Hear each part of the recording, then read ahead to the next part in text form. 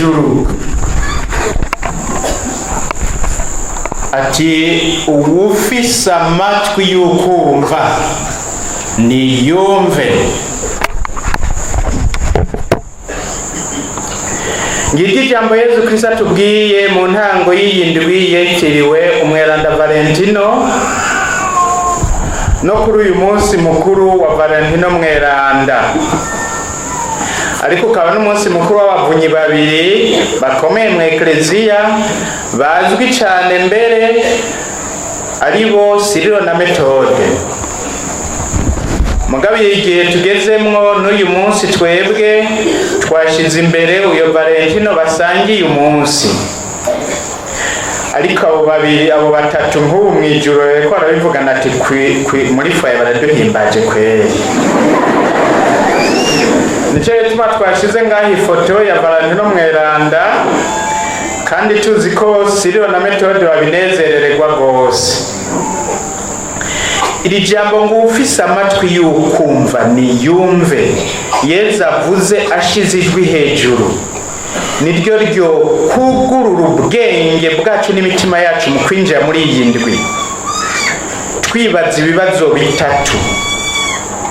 Aha Yezu avuga ngo ufise amatwi y'ukumva niyumve, ashaka yumve iki? Uyafise amatwi y'ukumva we ninde ameze ate? Araheza agashika kuki? Ibyo ni byiza ko dukundira Yezu abitwumvishe muri iri jambo ry'Imana ritekanijwe uyu munsi, ariryo jambo ry'Imana ryateguwe na ekleziya ku minsi mikuru ya Sirilo na Metode.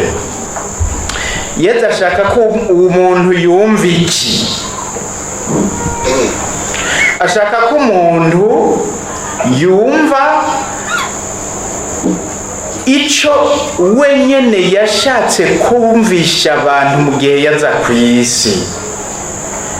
Yezu ngo aja mu bwato kwigisha ku nkengera y'ikiyaga, iruhande yiwe rero hakoranira ishengero rinini, bituma yurira mu bwato buri mu kiyaga, abariho yicara, ishengero ryose naryo riguma imusozi iruha ku nkombe y'ikiyaga.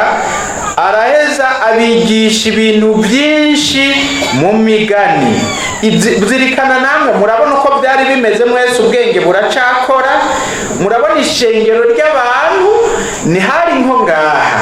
Yezu rero aca ngo yinjira mu bwato, kuko urumva abakora ibyuma baracerewe, nta sonorization ihari, ateza kurondera ingene abo bantu bamwumva bamubona. Araheza atangura kubigisha ibintu byinshi mu migani, ngo ahejeje ashira ijwi hejuru, niko Luka avuga. Marika tubwiye ko yavuze ngo ufise amatwi niyumve, Luka yongera ko yaciye ashira ijwi hejuru ngo ufise amatwi y'ukumva niyumve. Uyo mwanya ashize ijwi hejuru, nuwarasamaye ubwenge bwaciye bugaruka, arumva. Nuwarasinziriye ariko aratura ingiga, itiro ryarahagaze, arumva. Nuwariko arigira kazezeta, ubuzeze bwaraheze, arumva. None yumvise iki? Yumvise iryo jwi ryashizwe hejuru, ryajwi rikangura abasinziriye, naho basinziriye ituro ry'urupfu nka Lazaro. Ryajwi yumva amaze kane mu kuzimu ngo Lazaro sohoka. Ryajwi ryasamirana ku mazi y'ikiyaga cy'Ubugarire cyagazutse n'umuyaga wananiranye, rigakankamira umuyaga n'ikiyaga riti ceceka, subiza hasi. Ryajwi ryahamagara Mariya Madalena, ariko ariyuhi ryosoza riragurikira kumva, rikamuhamagara riti Mariya. Agaca yuzura amahoro n'urweze, agaca atangura kunezerwa, mbere akagwa kuri Yezu akamugumbira. Ryajwi ryahamagara Zake, ryahamagara Petero, ryahamagara Yohani, ryahamagara Matayo, niryo bumvise. Ngici co ufise amatwi y'ukumva uyu munsi Yezu ashaka ko yumva. Ryajwi jewe ndi umwungere mwiza, ndazi intama zanje zirumviriza ijwi ryanje, iryo jwi niryo ufise amatwi y'ukumva heza kumva. Yezu ashira ijwi hejuru ati ufise amatwi y'ukumva niyumve. Ngiryo ijwi bumvise. Ufise amatwi y'ukumva abavukanye arumva iryo jwi. Nanezerewe numvise abaririmbyi ntitwari twabivuganye bateye ako karirimbo mwumvise, kandi ako karirimbo mwumvise hari igitero batavuze kivuga iryo jwi. Sauti yako Bwana inaleta uzima ndani kwangu. Abatazi Gaswahili nka twebwe sauti ni kuvuga iki? Sauti ni ijwi. Sauti ya Bwana inaleta uzima ndani kwangu, ndani kwako. Sauti ya Bwana inaleta uzima. Iryo jwi riratanga ubuzima. Mariya Magdalena yararyumvise aragira ubuzima. Abumvise iryo jwi bose baragira ubuzima. Iryo jwi niryo ryashizwe hejuru ngo ashire ijwi hejuru ngo ufise amatwi y'ukumva niyumve. Iryo jwi no mu gisengero umunsi umwe ryaragiye hejuru rirasemerera ngo unyotewe nanyegeranywe. Iryo jwi ufise amatwi y'ukumva araryumva. None ufise amatwi y'ukuryumva ninde? None amatwi aryumva nayahe? Ameze ate? Erega amatwi yumva iryo jwi isaha ariyo yose, kuko hari amatwi ameze nk'inzira y'ubunoge. Inyoni zose ziza zikinobagurira ibihateragiwe. Hari amatwi ameze agumye nk'amabuye yamaze kuguma. Abafaransa nibo babivuga ngo cet homme a l'oreille dure. Hariho amatwi yamaze kuguma nk'ibuye atambuti hategwa ngo imere. Hariho amatwi kandi yamaze kuzitanirwamo n'amahwa, imbuto zitewemo zizingwa n'ayo mahwa ntizame, naho zokura ntizama kubera ayo mahwa.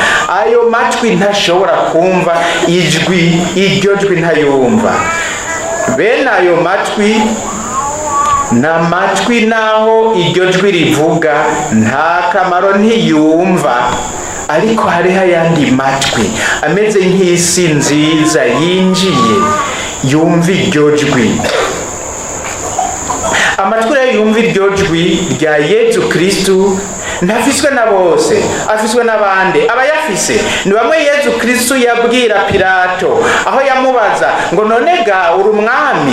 Yezu amwishura ati niwe uvuze ko ndi umwami. Ico nico navukiye kikantuma nza ku isi, nukugira ngo nshingire intaho ukuri. Uwukunda ukuri wese arumva ijwi ryanje.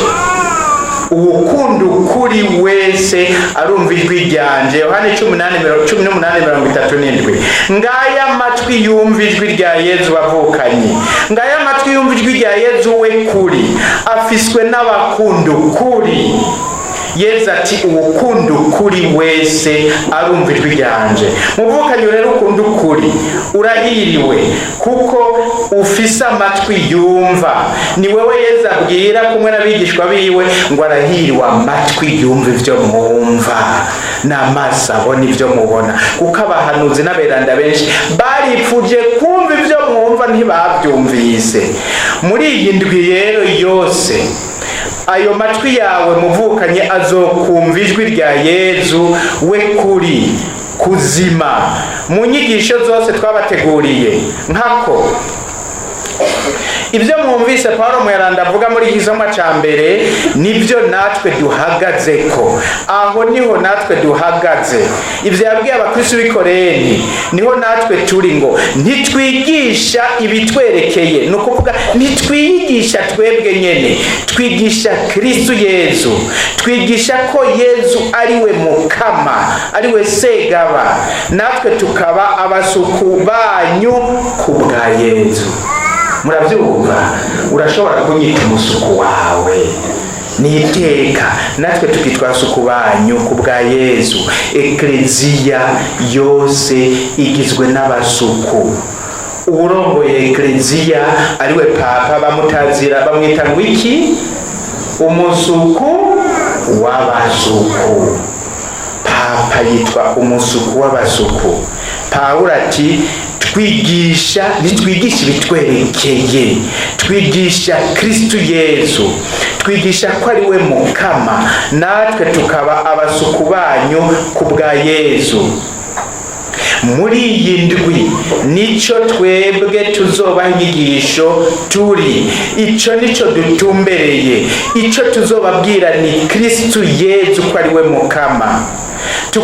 Tukabigira nk'abana b'Imana na ekleziya yadutumye kubigisha, nk'uko Pawulo yabivuze, tudafudika ijambo ry'Imana nka bamwe bavugishwa n'amacandya. Tubaha inyigisho zishimikiye ku kwerekana ukuri gutuma umuntu wese abohoka agashika ku rugero rwo gukunda urukundo rurangutse, urukundo rw'ukuri, urukundo rukomoka ku Mana Data, rukundo rukagaragarira muri Yezu Kristo yadukunze akatwihebera akatwitangira gushika yemere no kudupfira ku musaraba. Ngaya amatwi yumva, ibyo nivyo yumva, kandi nivyo dutumbereye kubabwira muri iyi ndwi, kugira ngo mushike ku rugero. None wumvise ashika kuki? Ashika kuki? Pawulo ati Imana yavuze iti ahahora umwijima umuco ni wakake, niyo yakaka mu mitima yacu kugira ngo iboneshe ubumenyi bw'ubuninazwa bwayo busayangana mu maso ya Yezu, mu maso ha Yezu. Niko twumvise mu gisoma ca mbere, nivyo Pawulo atubwiye. Ngico ico ufise amatwi y'ukumva azoshikako, ngiyo ico ufise amatwi yumva ashikako. Ngici camwa c'agahore uwumva yamugwako. Bavukanye ngici camwa muzama mu mpera y'iyi ndwi ya Saint Valentin. Mu ntango y'irema, mu gihe umwijima wari utwikiriye isi yose, utwikiriye byose, Imana yaratangaje iti umuco nubeho, umuco urabaho. Iryo jambo ryayo niryo ryazanye umuco washwiragije umwijima. N'uyu munsi iyo Mana Data igomba gukura mu ngo zacu n'imiryango yacu uyo mwijima. Ishaka ko ingo zacu n'imiryango yacu ziva mu mwijima, umuco zitamanzuriremwo. Imana yavuze iti ahahora umwijima umuco ni wakake. Mu ngo zacu Imana ishaka ko uyo muco wakaka, kugira ngo ubumenyi bw'ubuninahazwa bwayo busayangana mu maso ha Yezu Kristo butahe mu miryango yacu, butahe mu ngo zacu, busayanganire mu maso ya zina mu Kristo wese agize urugo ngaha mu gihugu cacu, mbere no mu bindi bihugu biriko birakurikira inyigisho za Saint Valentin ku buryo bwo guhanahana amakuru. None rero muvukanye, iri jambo ngo ahahora umwijima umuco ni wakake niryo wawe, aha niho uzoshika, aha niho uzoshika.